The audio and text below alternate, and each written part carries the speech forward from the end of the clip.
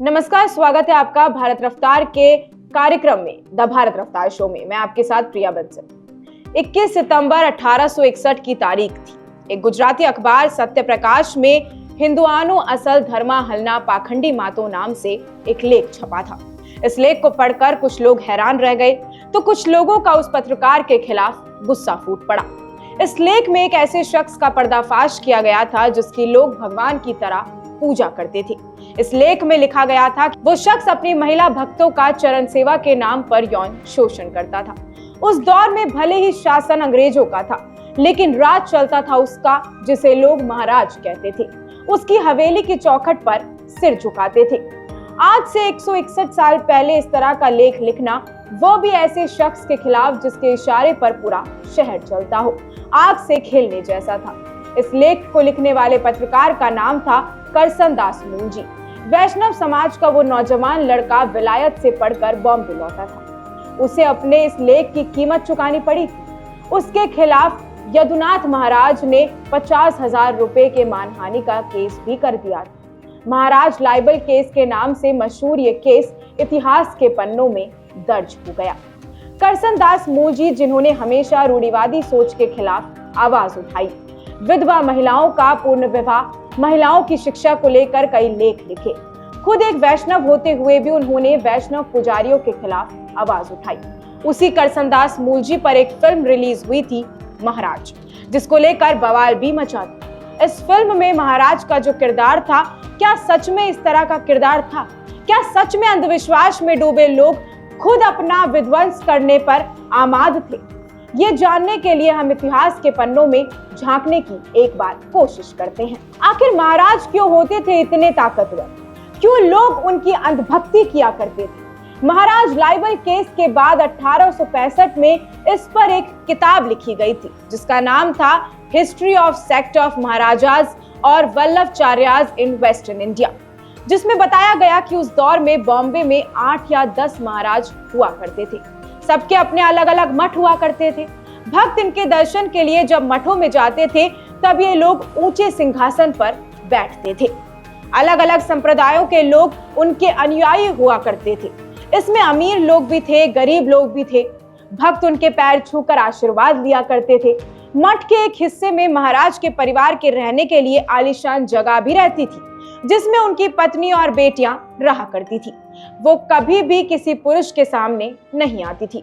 उनके लिए खास तौर पर महिला सेविकाओं को रखा गया था। इस किताब में पेज नंबर 104 पर लिखा है कि महाराज के मठ में दोपहर में पूजा करने के लिए सैकड़ों महिलाएं आती थी। इस दौरान कई पुरुष भी जबरन यहाँ शामिल हुआ करते थे, जो महिलाओं के साथ अनुचित व्यवहार करते थे। इस बात की शिकायत भी होती थी, लेकिन कोई उन्हें खिलाफ कुछ भी नहीं करता था।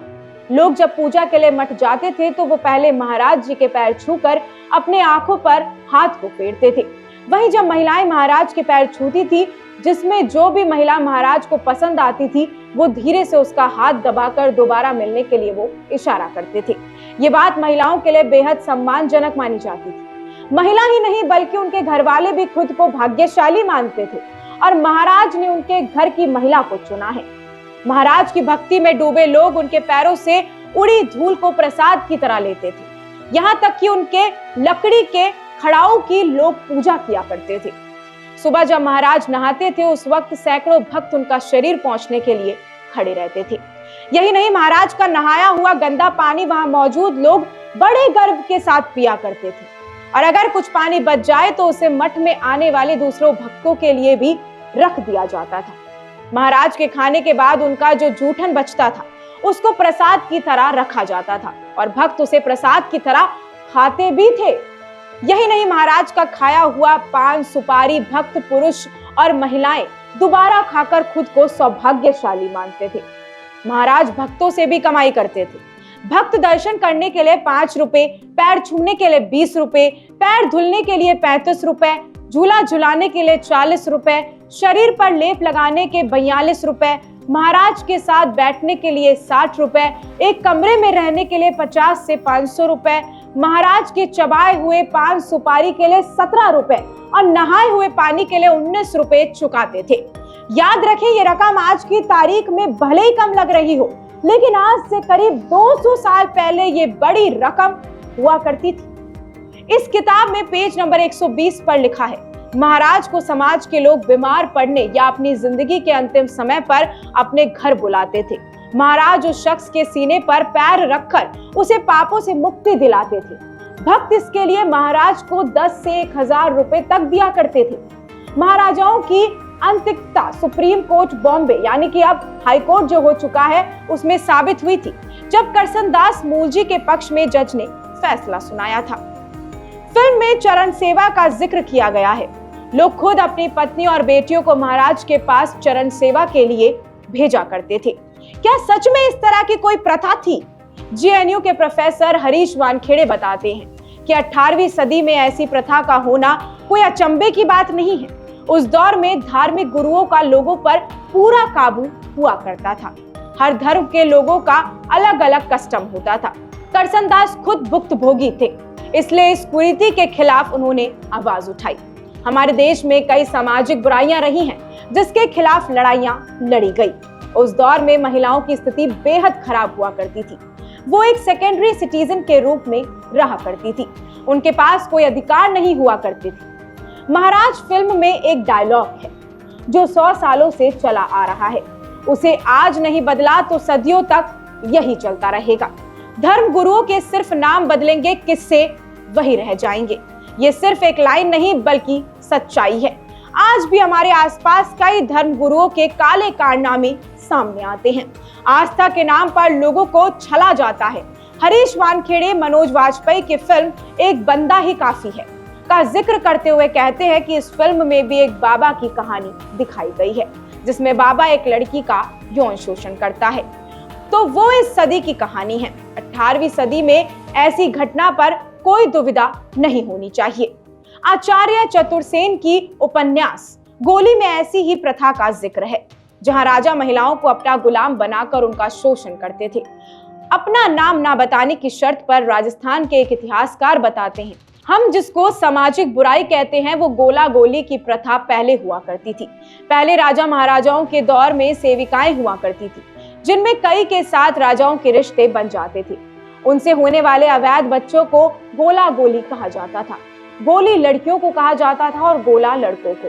उन लोगों को समाज में तिरस्कार का सामना भी करना पड़ता था। इतिहासकार सुभाष ब्रह्मा भट्ट कहते हैं कि करसन दास सुधारवादी थे। उस दौर की महिलाओं के खिलाफ होने वाले कुरीतियों के खिलाफ उन्होंने आवाज उठाई थी। वो पुष्टि मुर्गी महाराजाओं की लीला को उजागर करा करते थे।